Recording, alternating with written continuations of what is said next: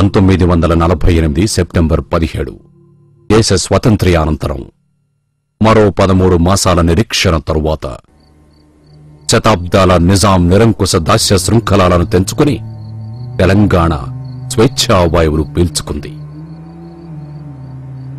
రేపటి గురించిన కోటి రత్నాల వీణను శృతి చేసుకుంటూ అందమైన భవిష్యత్తు దిశగా అడుగులు వేయడం ప్రారంభించిన తెలంగాణ ఆ తర్వాత 8 ఏళ్ల పాటు ప్రత్యేక రాష్ట్రంగా మిగులు నిధులతో సకల వసతులు వనరులతో శోభిల్లింది. 1953లో మద్రాసు రాష్ట్రం నుంచి విడిబడి కర్నూలు రాజధానిగా ఏర్పడిన ఆంధ్ర రాష్ట్రం ఏర్పడిన రోజు నుంచి నిధులు వనరుల కొరతతో కునారిల్లుతూ తెలంగాణతో కలవడానికి తహతహలాడిపోయింది. నాడు ఆంధ్ర నాయకులిచ్చిన విశాలాంధ్ర నినాదంలో సామ్రాజ్యవాద విస్తరణ కాంక్ష ఉందని అప్పటి ప్రధాని జవహర్లాల్ నెహ్రూ అప్పుడే హెచ్చరించారు. అందుకే తరతరాల పీడనలో మగ్గిపోయిన తెలంగాణ ప్రజలు మరోసారి తమ జీవితాలను, స్వేచ్ఛను, వనరులను ఎవరికో దారదత్తం చేయడానికి ఇష్టపడలేదు. ఆంధ్రలో కలిస్తే దోపిడీకి గురవుతామని తెలంగాణ ప్రజలు వ్యక్తం చేసిన భయాందోళనతో ఏకీభవించిన మొదటి ఎస్ఆర్సీ తెలంగాణను ప్రత్యేక రాష్ట్రంగా కొనసాగించాలని సిఫారసు చేసింది. అయినా రాజకీయ మాయోపాయాలతో, పైరవీలతో ప్రజల అభీష్టానికి విరుద్ధంగా తెలంగాణను ఆంధ్రతో కలిపి ఆంధ్రప్రదేశ్ను 1956 నవంబర్ 1న ఏర్పాటు చేశారు.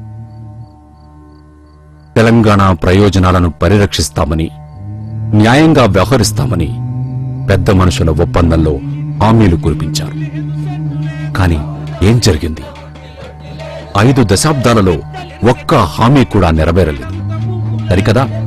వనరులు, వసతులు, సంపద, అధికారం అన్నీ ఆంధ్ర పాలకులు హస్తగతం చేసుకోగా తెలంగాణ ఇన్నేళ్ల తర్వాత ఇప్పుడు కూడా అశాంతి, ఆత్మహత్యలు, ఆకలి చావులు, అంతులేని బాధల్లో కాగిపోతోంది.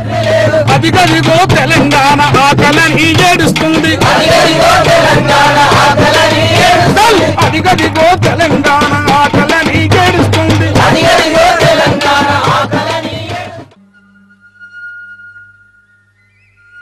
దేశంలోని 2 మహానదులు కృష్ణ, గోదావరి తెలంగాణ నుంచే ప్రవహిస్తున్నాయి.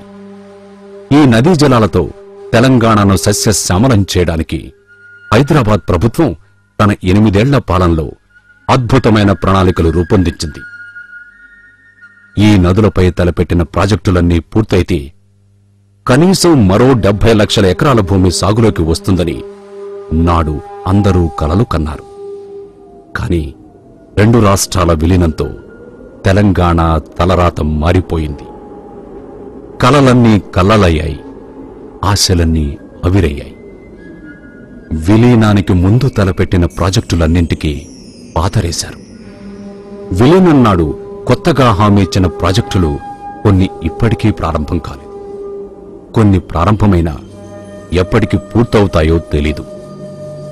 50 ఏళ్లుగా తెలంగాణ ప్రజలు తమ నీళ్లు తమకు వస్తాయేమోనని మౌనంగా వేచి చూశారు తప్ప తమ భూములు, నీళ్లు, ప్రాజెక్టులు అన్నింటినీ పొరుగువారు హరిస్తున్నారని గమనించలేకపోయారు. తెలంగాణలో కాలువలు, చెరువుల ద్వారా సేద్యమయ్యే భూమి విస్తీర్ణం 1956 నాటికి నేటికి సగానికి సగం తగ్గిపోయింది. కాలువలు, చెరువుల ద్వారా నాడు 20 లక్షల ఎకరాల భూమి సాగు కాగా నేడు కేవలం 12 లక్షల ఎకరాల భూమి సాగవుతోంది. సమైక్య రాష్ట్రంలో తెలంగాణ బాగుపడిందా, బతికి చెడిందా? కృష్ణా నదీ జలాల్లో తెలంగాణ కనీస వాటా 550 టీఎంసీలు. కాని భీమా, కల్వకుర్తి, నెట్టెంపాడు, సొరంగం ద్వారా శ్రీశైలం ఎడమ కాలువ, నాగార్జునసాగర్ టేలెంట్ ప్రాజెక్టులను దశాబ్దాలుగా పెండింగ్లో పెట్టడంతో రాష్ట్రం ఉపయోగించుకుంటున్న 900 టీఎంసీలలో తెలంగాణకు 100 టీఎంసీల నీరు మాత్రమే దక్కుతోంది. అంటే దాదాపు 800 టీఎంసీల నీటిని ఆంధ్ర ప్రాంతం వినియోగించుకుంటోంది. ఆధునిక భారత దేవాలయాలుగా భావించబడ్డ శ్రీశైలం, నాగార్జున సాగర్లు సైతం తెలంగాణ ప్రజల పాలిట వివక్షా చిహ్నాలుగా పరిణమించాయి. నాగార్జున సాగరాన్ని తొలుత నిర్ణయించిన విధంగా ఇప్పుడున్న స్థలానికి ఎగువన 19 కిలోమీటర్ల దూరంలో ఏలేశ్వరం వద్ద నిర్మించి ఉంటే తెలంగాణ సస్యశ్యామలమయ్యేది. కాని ప్రాజెక్టు స్థలాన్ని కిందికి తరలించి తెలంగాణ నోట మట్టి కొట్టారు.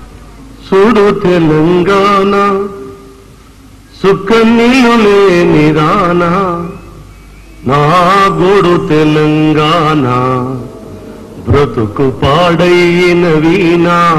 చూడు తెలంగాణ సుఖ నీళ్ళు లేని రానా, నా గోడు దక్షిణ తెలంగాణ గంగగా బ్రతుకు కాంచిన గోదావరి పాడైన తెలంగాణ వీణా. ప్రాంతం మీదుగా 600 మైళ్లు గలగలమని పారుతుంది.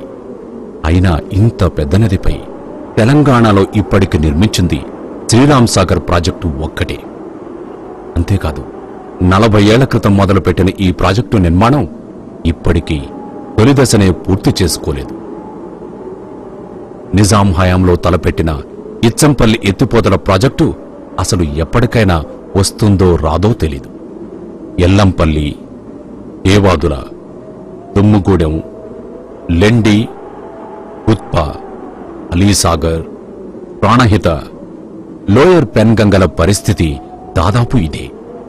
ఇది దగా పద్దదరుగు మాకేది బ్రతుకు తెలుగు, ఇది దగా పద్దదరుగు మాకేది బ్రతుకు తెలుగు.